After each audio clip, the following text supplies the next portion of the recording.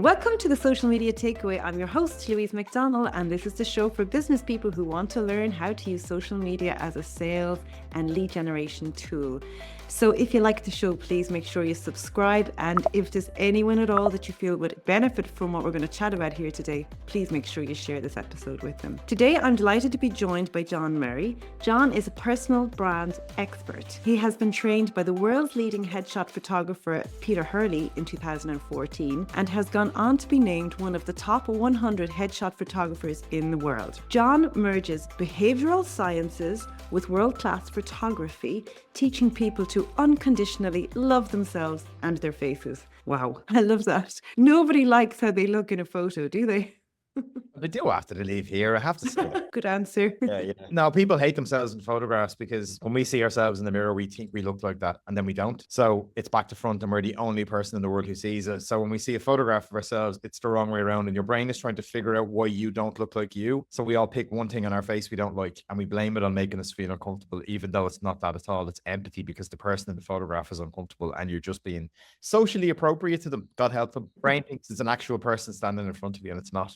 It's so true, actually. Okay, John, I want you to give advice to everyone tuning in here today. So to get the perfect headshot, like if they can't make their way to your studio, okay, what advice do you give them when they're preparing or when they're taking that shot? Because I know everybody gets nervous and everybody, as a result, probably all does the same, all make the same mistakes. Very obvious at the moment with all the campaign posters everywhere, politicians, and the photographs, a lot of them are terrible. So never fake your smile in a photograph. Get to know the photographer beforehand, have a phone call with them, have a bit of a chat with them. When you go into a studio, it should be you having a conversation with them before you go anywhere near the lights. You shouldn't be anywhere in front of something unless you had 10 minutes to talk to them, get comfortable with them, kind of figure out who they are, and have a chat before you go anywhere near the studio as well. Make sure you talk to them and you get a sense of who they are, because like some of the sessions in here, an hour and a half, if you're not on my wavelength, this is going to be an awful hour and a half, and that's important because the expressions have to be genuine. Have to be. There's just no alternative. The alternative is you go and you look like you sniff the seats on buses when strangers get up and it's weird. Don't fake your smile. If you fake it, it's disingenuous and it feels weird. All the campaign posters for politicians, a lot of them are absolutely dire. So what we do is our brains are scanning the shapes of your shoulders and the position your head is in to make sure that the person is not a threat to you. Now,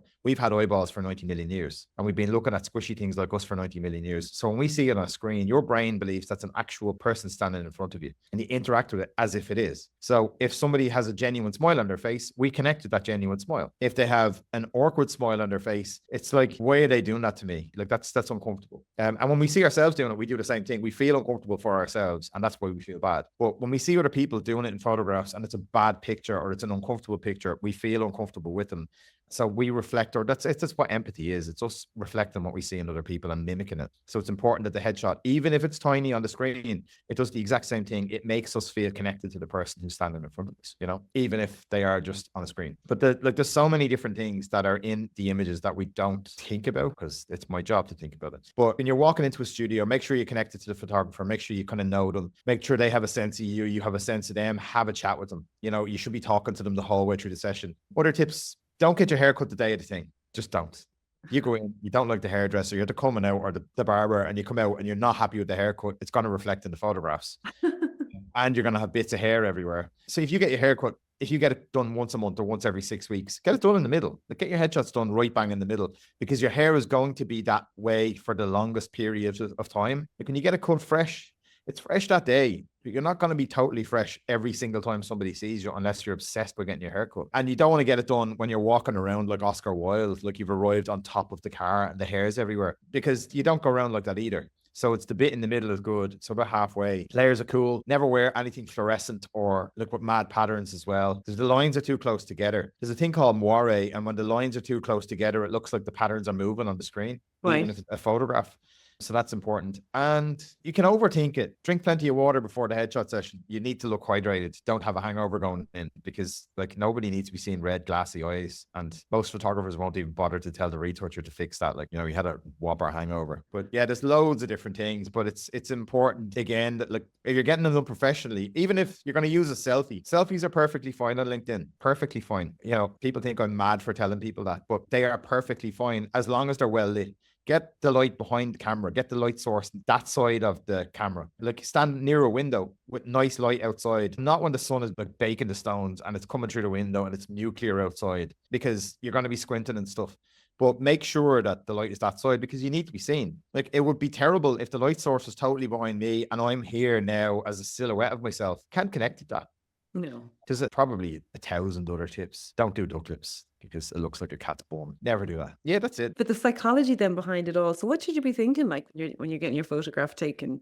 You want people to be relaxed and I know what they're going to be thinking. Like, I don't want to be here. Basically, what it is fight or flight. It's the acute stress response. When people are standing in there with the lights on them, like they're nervous and they're stressed and they pull their head back and we end up in Chinsville and then they're like holding their eyes up because they don't want to blink. And then they think, oh, I need to smile his mouth, I'll move my mouth. And it's creepy. So they just need to relax, like totally relax. And that's an important thing. That's see with the selfies because you can see it.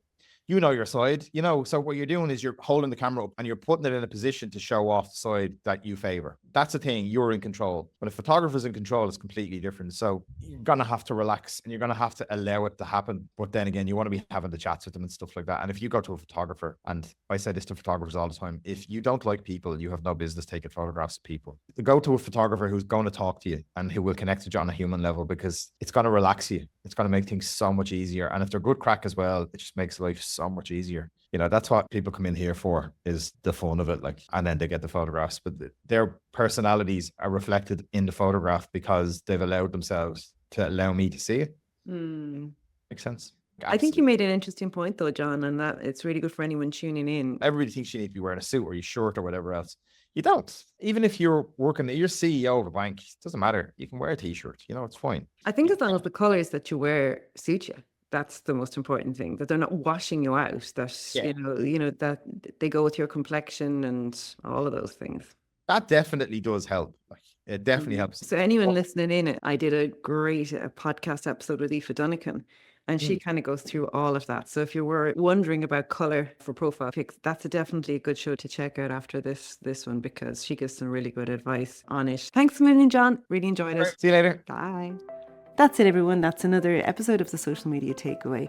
If you have some feedback, make sure that you tag us on social media. You'll find me under Cell on Social M, or on LinkedIn, you'll find me under Louise McDonnell. I'd love to hear your feedback and what you thought about the show. Make sure you hit that subscribe button so that you don't miss out on any future episodes. And if you know anyone who may be interested, be sure to share the show with them too. Thanks, everyone.